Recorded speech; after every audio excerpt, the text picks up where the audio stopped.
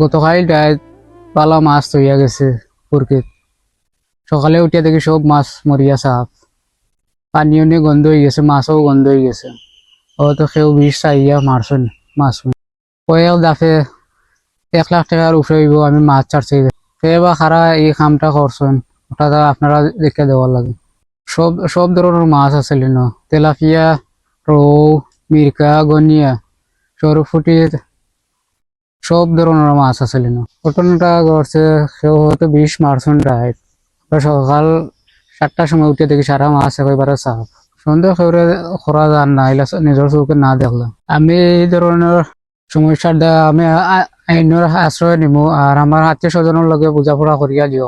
আমি এলাকায় আসি প্রশাসন বিচার চাই আর আমি আপনার কাছে। আমি আলম আহমদ, ইয়াগুল 8 নং ওয়ার্ডের বাড়ি আমার, মুজম্মিল আলীর ছেলে।